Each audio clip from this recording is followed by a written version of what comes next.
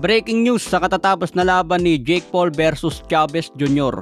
Nangyari ang laban sa California, USA at ito ang muling pagbabalik ni Jake Paul matapos talunin si Mike Tyson taong 2024. Ngayon isang anak ng Mexican legend ang napili ni Jake Paul. Edad 39 na itong si Julio Chavez at alam ni Jake Paul na laos na.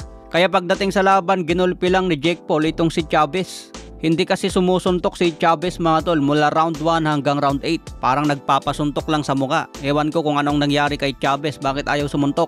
Sumusuntok naman siya pa isa-isa. Kulang sa follow-up. Samantala si Jake Paul masipag siya bumitaw ng suntok. Bumawi na lang si Julio Chavez Jr. pagdating ng round 9 at round 10. Pero kulang yung dalawang round para ipanalo niyang laban. Kaya dismayado ang tatay niya na si Julio Chavez Sr. Siguro iniisip na lang ng tatay niya puro kahihiyan na lang ang binibigay ng aking anak. Sinabi pa naman ni Julio Chavez Sr. na ibabalik nila ang respeto sa boxing dahil tatalunin nila itong si Jake Paul. Pero baliktad ang nangyari mga tol, ginulpi lang ang anak ni Julio Chavez. Kaya nag-improve ng kartada ni Jake Paul sa 12 wins at may isang talo. Nakuha niyang isang talo laban kay Tommy Fury.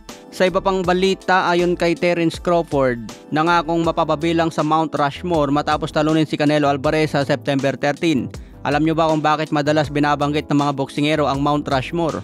Ang Mount Rushmore ay isang bantog na makikita sa USA kung saan inukit ang muka ng 4 na dakilang presidente sa Amerika. Sila ang itinuturing na mga haligi ng kasaysayan ng bansa.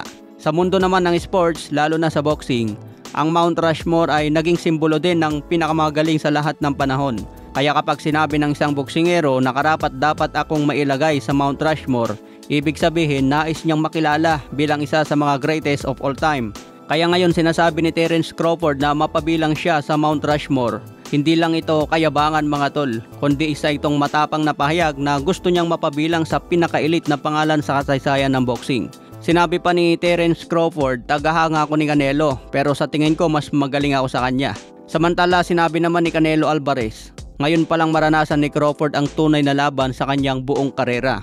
Sa iba pang balita, muling bumanat ang trainer ni Mario Barrios sa public workout kanina. Pakinggan natin ang sinabi ng trainer na si Bob Santos. I want to say something for Pacquiao. Pacquiao, you had your time. Now it's Al Azteca time. We appreciate the run, but it's his time. And it's not because Pacquiao don't have the hand speed, the foot speed, we've seen all that, and obviously he's got the IQ and he's got the experience. But this man is hungry, he's determined, and he's going to take it to the next level. He's going to prove that out, like I said, July 19th. Manny, you know that. Freddie, you know that too.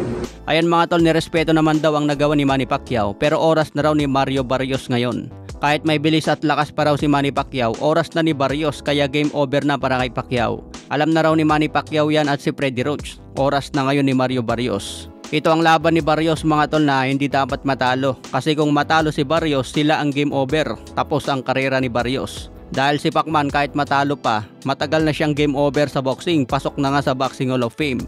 Parang libangan na lang ni Manny Pacquiao ang lumaban ngayon at wala nang mawawala sa kanya kahit matalo pa. Kaya si Barrios ang mag-game over dito mga tol kung ma-upset. Okay mga tol, hanggang sa muling updates.